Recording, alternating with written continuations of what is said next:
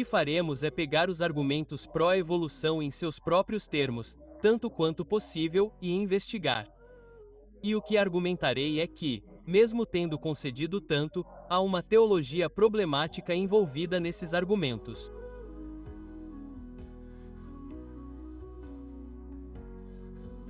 Certo, bem, obrigado por estarem aqui. Vocês têm muito o que escolher nas sessões simultâneas. Então, é gentil da sua parte estar aqui. Meu nome é Steve Dilley para aqueles que não conheço, que são a maioria de vocês do Discovery Institute. Estou envolvido em duas iniciativas. Uma está desenvolvendo cursos universitários que são infundidos com DI e a outra está ajudando com esta iniciativa para um centro de estudos em Cambridge, Inglaterra. Então é assim que passo meus dias principalmente nessas duas iniciativas. Hoje, gostaria de conversar um pouco com você sobre quem fala por Deus. Uma questão bem profunda e, em particular, o papel da mateologia no caso da evolução. Então, começamos com uma pintura famosa, a criação de Adão por Michelangelo, a Capela Sistina. Michelangelo obviamente tem uma ideia distinta de como foi esse evento ou, pelo menos, ele o está representando de uma certa maneira. Acontece que, então, argumentarei que vários evolucionistas também têm ideias realmente distintas e, eu diria, problemáticas de como Deus teria criado se Deus tivesse existido, se ele tivesse se envolvido nesses eventos criativos na história orgânica. Então, em particular, gostaria de discutir duas coisas esta tarde. Primeiro, alguns argumentos-chave para a teoria da evolução se baseiam em teologia questionável. Eu argumentarei isso. E, segundo, como resultado, esses argumentos são surpreendentemente fracos, mesmo quando considerados basicamente em seus próprios termos. Portanto, a teologia é questionável, e isso significa que os argumentos que a utilizam são correspondentemente fracos. Agora, o que quero dizer com considerar esses argumentos pró-evolução em seus próprios termos? Aqui está o que tenho em mente. Então, para nossos propósitos nos próximos 40 minutos ou mais, deixe de lado todas as críticas científicas que você possa ter à teoria da evolução. Apenas deixe-as de lado, ok? Para o bem do argumento que se segue. Deixe de lado quaisquer preocupações que você tenha sobre a idade da Terra e como isso pode entrar em conflito com um paradigma evolucionário. Tudo bem, estamos encarando esses argumentos evolucionários em seus próprios termos. Lembre-se, deixe de lado quaisquer preocupações que você possa ter sobre o átomo histórico, Gênesis 1 e o Novo Testamento com relação a como esse conjunto de dados pode entrar em conflito com a teoria evolucionária. Então, deixe isso de lado também. Você pode estar se perguntando, bem, o que resta? Tudo bem. Vamos continuar. Deixe de lado quaisquer preocupações éticas, sociais e históricas que você possa ter sobre o darwinismo e sua implementação na história em várias culturas, eugenia e assim por diante. Certo? E, em vez disso, aceite comigo, para fins de argumentação, uma visão darwinista das evidências empíricas.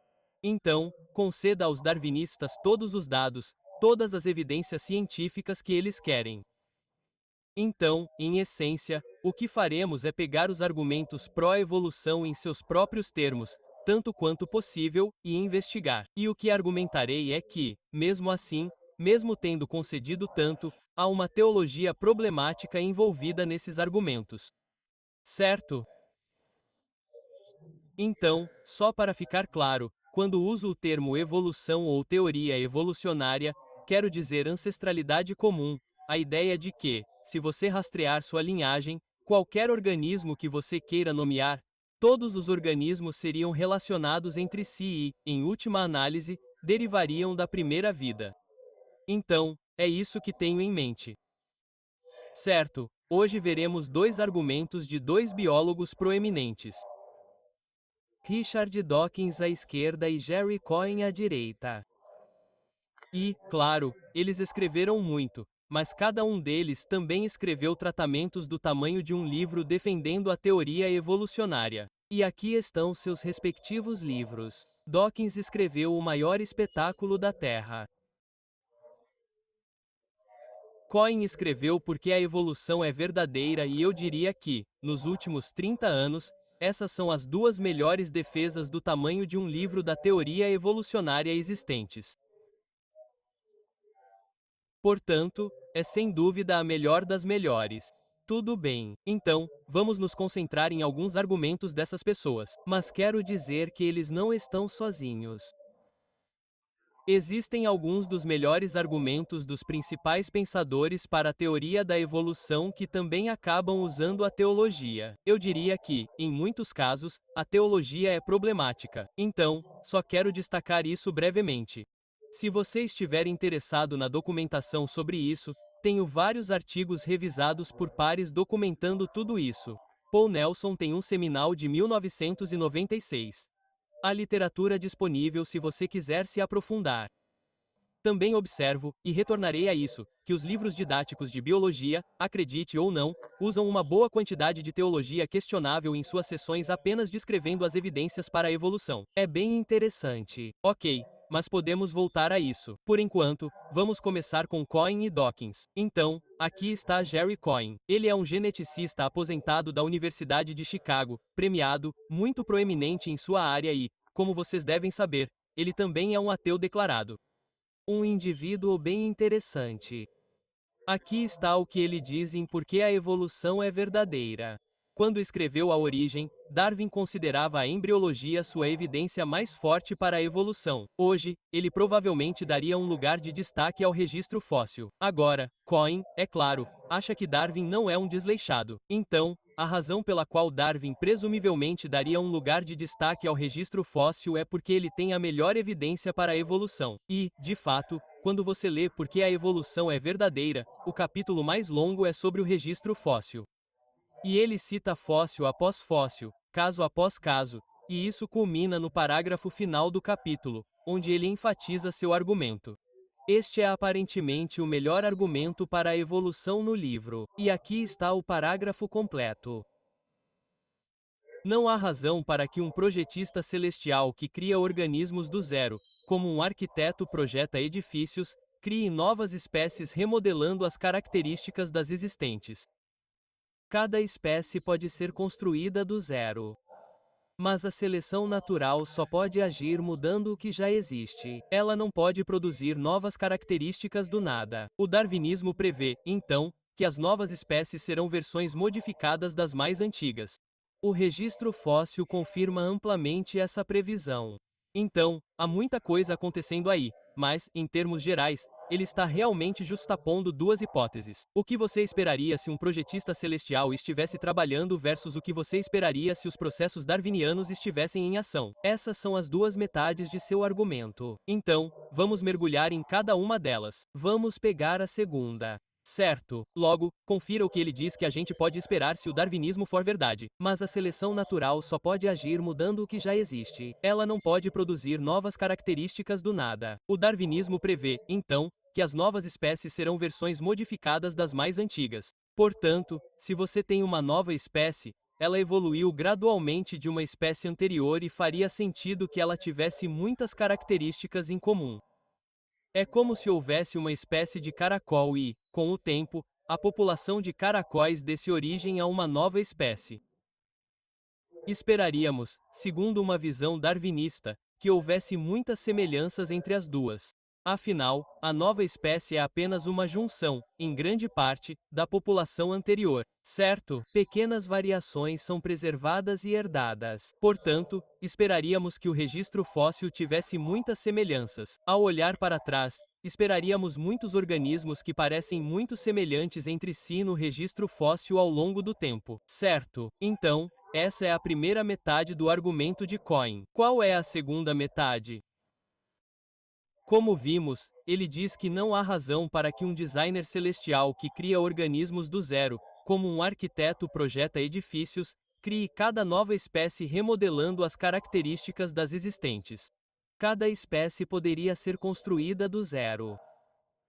Então, cada nova espécie seria criada do zero se houvesse um projetista divino. Ele não precisa pegar nada emprestado. Então, acho que a ideia é mais ou menos assim. Existe um projetista divino e ele tem, sim. Ele tem trabalhado duro. Não se parece com Adão. Exatamente. Sim. Ele criou uma espécie de caracol, mas pode ter outra coisa em mente para criar e não precisa pegar nada emprestado do caracol. por assim dizer. Ele pode simplesmente se virar e criar uma espécie totalmente nova.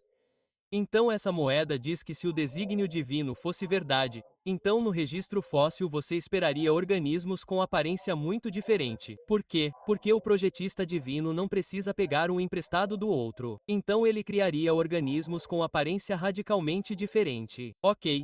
Essa é a segunda metade do argumento. Então vamos juntar os dois elementos. Temos a previsão do desígnio divino no topo. O registro fóssil mostraria muita descontinuidade, de semelhança entre organismos e a imagem darwiniana na parte inferior, na qual esperaríamos que o registro fóssil tivesse muitos fósseis que parecem bem semelhantes. Certo, então Cohen acha que é uma grande surpresa que isso seja o que o registro fóssil realmente mostra. Certo, agora estamos admitindo isso para o bem do argumento. Há bastante literatura que se move e indica que isso não está certo, mas vamos apenas admitir esses dados empíricos. Certo, quero enfatizar o quão importante essa imagem principal é. Essa previsão principal é para o argumento. Suponha que, em vez de fazer esse argumento ou essa previsão do desígnio divino, Cohen dissesse: bem, olhe. Para a hipótese do desígnio divino, esperaríamos similaridade. Esperaríamos que, se Deus fizesse uma espécie, ele faria outra semelhante a ela, depois outra semelhante. Se ele dissesse isso, então se você olhasse para o registro fóssil, digamos, e encontrasse muita similaridade, então esses dados, essa similaridade não favoreceria o darwinismo em relação à hipótese do desígnio divino, certo? Seria apenas um impasse ou, como um dos meus colegas disse neste caso, um empate técnico, certo? Simplesmente não daria certo. Então Cohen precisa dessa premissa em seu argumento. Ele precisa dizer que no desígnio divino haveria dissemelhança. Haveria diferenças radicais sem essa premissa em seu argumento. Ele não pode dizer que o registro fóssil favorece a teoria da evolução em relação à hipótese do desígnio. Certo. Então, como isso é importante, vamos analisar a metade superior. Qual parece ser a teologia de Cohen? Parece ser algo assim.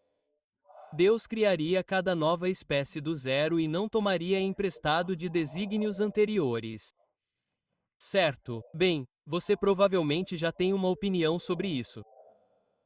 Percebo que, em termos de pensamento crítico sobre isso, sua única justificativa é esta. Quero dizer, este é o melhor argumento de um dos melhores livros. Sua única justificativa é que Deus agiria como um arquiteto. Acho que a pergunta natural a se fazer é: Deus é tão limitado assim, certo? Ou mesmo se admitíssemos isso, poderíamos até perguntar se os arquitetos sempre criam do zero ou se às vezes os arquitetos empregam motivos de design semelhantes, muitas vezes quando tem uma espécie de filosofia de arquitetura que se repete ou se repete com variações sobre um tema. Então, aqui está um exemplo. Estas são duas peças, dois edifícios de Frank Lloyd Wright. Um é a Follen House na Pensilvânia. O outro, claro, é o Guggenheim. Agora, você pode ver que são estruturas diferentes. Não é como se ele fizesse a mesma estrutura repetidamente, mas você vê motivos repetidos, esses planos horizontais amplos.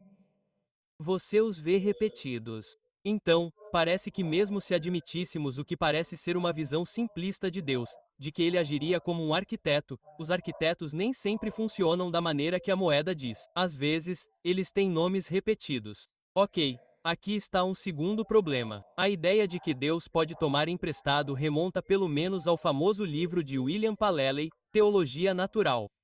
Mencionei isso porque o trabalho de Paley é semelhante em discussões sobre origens biológicas. Na verdade, a origem das espécies de Darwin foi em grande parte uma resposta a Paley, e Darwin até estruturou parte de seu argumento com base no livro de Paley. Paley tem um capítulo inteiro explicando que Deus pode tomar emprestado ao criar uma espécie para a próxima.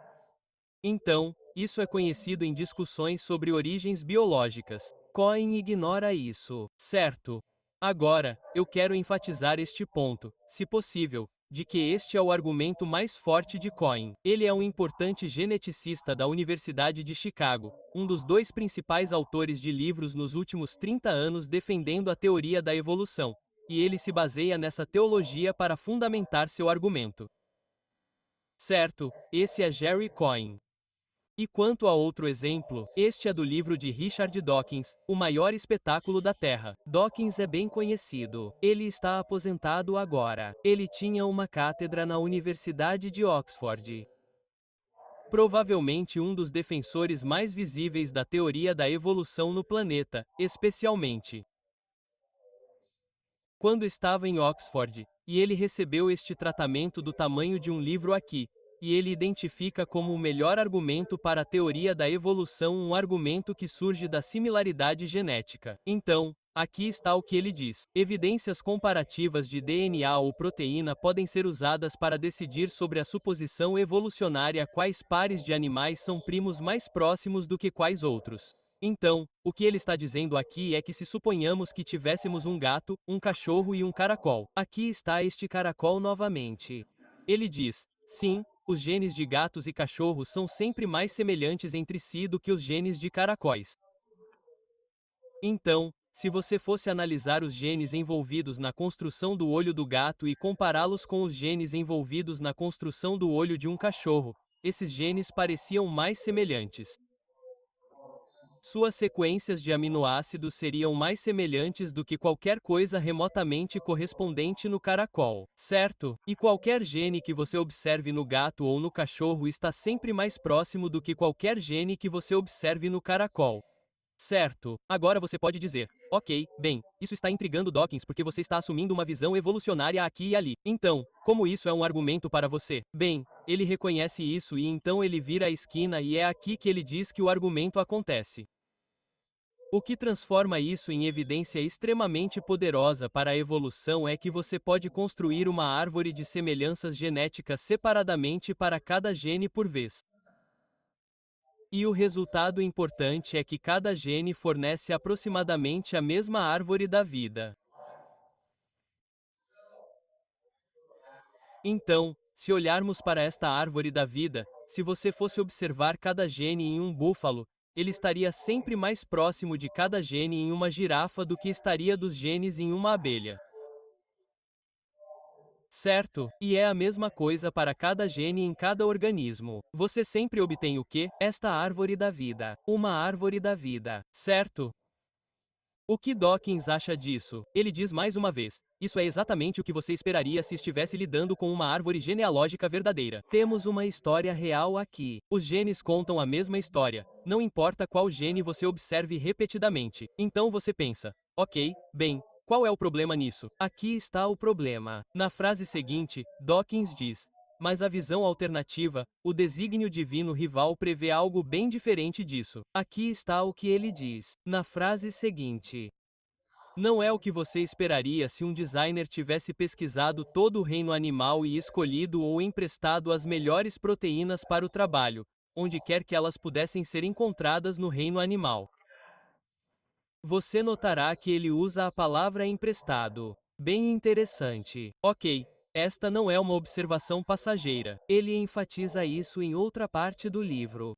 Ele diz para enfatizar o quão estranha é a ideia de um criador se ater rigidamente a temas, como fazer organismos completamente diferentes, e reflete que qualquer designer humano sensato fica feliz em pegar emprestado uma ideia de uma de suas invenções se isso beneficiaria outra pessoa. Então, Deus não usaria temas completamente diferentes. Ele pegaria emprestado conforme necessário, em vez de criar do zero. Certo? Então, vamos usar um exemplo concreto para ilustrar. Suponha que olhássemos para um esquilo placentário, um esquilo cinza, um lobo placentário e um esquilo do açúcar marsupial, que é como uma criatura parecida com um esquilo gambá que pode planar como um esquilo voador. De acordo com Dawkins, não importa qual gene olhássemos, seja no esquilo, se olhássemos para os genes responsáveis pelos olhos, pelas mãos, pela cauda, todas as vezes, teríamos mais similaridade nessas sequências de genes entre esses dois organismos do que entre o esquilo e o esquilo do açúcar. E isso ocorre porque esses dois são placentários, certo? O sistema reprodutor está, claro, muito profundamente interligado com o que o organismo é, como ele sobrevive e se reproduz. E isso indica que esses dois compartilharam um ancestral comum mais antigo e mais recente do que o do esquilo do açúcar. Certo? Mas Dawkins diz que, na hipótese do desígnio divino, você obteria algo muito diferente, não uma árvore unificada, não importa qual gene você observe. Dependendo do gene que você observe, você obteria algo assim. Então, se você observasse os genes responsáveis pela reprodução, placentários versus marsupiais, esse é o padrão que você obteria. Esses dois são mais semelhantes. Seus genes seriam mais semelhantes do que os do esquilo do açúcar. Mas se você observasse os genes responsáveis, na visão de Dawkins, por exemplo, pelos esquilos poderem agarrar, você sabe, os esquilos do açúcar podem agarrar diferentemente dos lobos. Na visão de Dawkins, se Deus tivesse feito isso, então, como essas duas estruturas são semelhantes, haveria uma similaridade na sequência genética do esquilo e do esquilo do açúcar em relação às suas patas, que seriam mais semelhantes às do lobo. Certo? Então, se você olhasse para um terceiro conjunto de genes relacionados à visão noturna, esses dois organismos têm uma visão noturna muito boa. Os esquilos não têm uma boa visão noturna. Então, você esperaria que, se Deus os tivesse criado de acordo com Dawkins, as sequências genéticas envolvidas na visão noturna seriam mais semelhantes às do esquilo. Certo, eu sei que isso é muita coisa. Certo, claro que tudo isso é óbvio. Certo. Dawkins, é claro, diz que quando você olha para a evidência genética, é isso que você obtém. Ou, dito de outra forma, quando você olha para a evidência genética, é isso que você obtém. Não importa qual gene você observe de qualquer espécie, tudo bem, e compare com outra, o búfalo e a girafa sempre serão mais semelhantes do que serão com as sequências genéticas da abelha, certo? Isso faz sentido? Enquanto na visão da criação ou do desígnio divino, alguns genes colocam o búfalo mais próximo da girafa. Alguns genes do búfalo o colocam mais perto da cabra, mais perto do avestruz, mais perto de preencher a lacuna. Seria uma bagunça. Certo, se você quiser todos os detalhes sangrentos, detalhes empíricos sobre tudo isso, converse com Paul Nelson. Ele estuda isso há muito, muito tempo. Certo, então essas são as duas metades do argumento. Agora, assim como fizemos com Cohen, quero enfatizar por que a metade superior do argumento é tão crucial para a visão de Dawkins. Suponha que ele dissesse: bem, veja, se houvesse um projetista divino, esperaríamos uma previsão semelhante à do darwinismo, esperaríamos a mesma árvore da vida. Esperaríamos que não houvesse necessariamente empréstimos ou algo assim. Teríamos apenas o exato. Se esse fosse o caso, então se você olhasse os dados genéticos e essas previsões batessem com os dados genéticos, então os dados genéticos não favoreciam um em relação ao outro, certo? Seria um empate técnico. Novamente, é por isso que Dawkins tem que dizer não. Essas duas hipóteses fazem previsões diferentes. Os dados apoiam isso, é o que os dados realmente mostram, e os dados contradizem. A evolução prevê X, o projeto divino prevê Y, os dados batem com X certo, então a metade superior desse argumento é crucial para o argumento como um todo. Certo, mas vamos olhar um pouco mais de perto o que Dawkins está fazendo. Certo, sua teologia parece ser algo assim. Deus criaria cada nova espécie pegando emprestado genes de outras espécies conforme necessário. E Deus não criar novas espécies do zero. Agora, é claro, há algo a ser dito aqui. Se um designer está projetando algo e há uma similaridade funcional que ele quer em outro sistema, ele pode pegar emprestado partes do sistema anterior. Se houver razões funcionais para que esses mesmos tipos de funções apareçam em outro lugar, mas mesmo assim, pode haver algumas preocupações. Então, aqui estão algumas. Primeiro, você deve ter notado que a única justificativa de Dawkins para sua afirmação sobre o que esperar do design divino é que Deus agiria como um inventor humano sensato. Essa é a palavra dele, que pegaria emprestado se isso fosse útil para a invenção em questão. Certo, bem, há muito o que dizer ou descompactar, mas uma pergunta é esta: os inventores às vezes começam do zero? É hora de voltar à prancheta. Todos nós já ouvimos essa expressão. É uma boa pergunta. Em outras palavras, a caracterização de Dawkins de como até mesmo inventores humanos trabalham pode ser mais limitada do que deveria, muito menos como um ser divino poderia trabalhar. E nisso observe que poderíamos fazer a pergunta: um ser ilimitado não pode resolver um problema de mais de uma maneira? Então, Deixe-me ilustrar. Pegue o problema do voo, certo? Agora, sem dúvida, é mais engenhoso se você puder resolver um único problema, neste caso o problema do voo, de mais de uma maneira. Vemos diferentes sistemas de voo entre morcegos, pássaros e borboletas.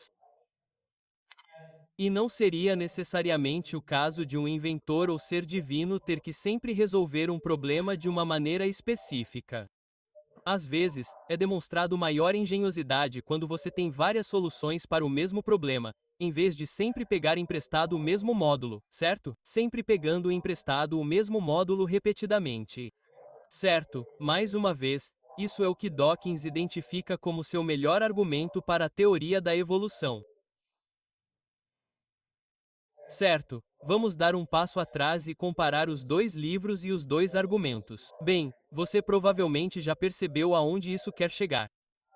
Antes de chegarmos lá, quero fazer uma observação inicial aqui.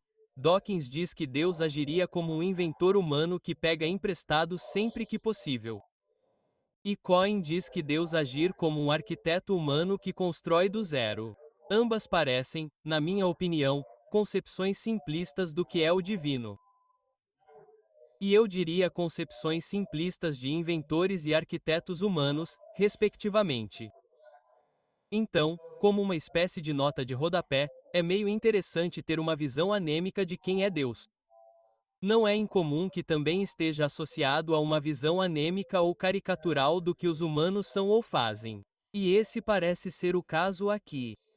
Tudo bem, mas há um problema mais profundo e tenho certeza de que vocês previram isso há cerca de 10 minutos. Tudo bem. Dawkins diz que Deus criaria cada nova espécie pegando emprestado genes de outras espécies. Ele não criaria novas espécies do zero. Enquanto Cohen diz que Deus criaria cada nova espécie do zero, nunca pegando emprestado de outras espécies. Isso é o que eu chamo de teologia tática papista impressa, certo? Se você quiser nomear, sim. Tática porque ambos os cavalheiros estão usando teologia. Eles a estão empregando em seus argumentos para a teoria da evolução. Então, é para um fim estratégico para justificar a teoria da evolução. E também é pop porque é apenas uma mistura. É uma espécie de tudo o que é necessário, quaisquer declarações necessárias sobre Deus no momento para dizer que as evidências apoiam a teoria da evolução em oposição ao desígnio divino. Parece que tem um toque de arbitrariedade. Agora, tenha em mente novamente, sinto que estou batendo muito neste tambor. Esses não são argumentos escolhidos a dedo. Esses são os melhores dos melhores, certo? Eu diria que, em terceiro lugar, há um problema oculto que é muito, muito significativo e parece que essas teologias podem ser autodestrutivas. O que seria de fato um resultado sombrio se esse for o caso. Então, podemos perguntar a afirmação, em que essas afirmações se baseiam, em que é essa teologia que Dawkins e Cohen têm respectivamente, em que ela se baseia? Bem, ela não se baseia nas escrituras, certo? Eles são ateus. Não se baseia em nenhum tipo de cânone. Não se baseia em uma tradição como uma tradição religiosa estabelecida. Parece ser arbitrário, certo? Essa é uma preocupação. Nós meio que vimos isso. Mas o problema mais profundo é se a teoria da evolução é verdadeira, se nossas mentes são o resultado de um processo irracional, certo? Então não fomos projetados por Deus para conhecer a Deus. Somos o produto de um processo irracional que foi capaz de sobreviver e se reproduzir na savana da África. Se essa é a nossa história de origem, então podemos fazer afirmações confiáveis sobre um ser divino? Então é assim que Darwin lida com isso. Isso é de sua autobiografia falando no contexto Deus existe?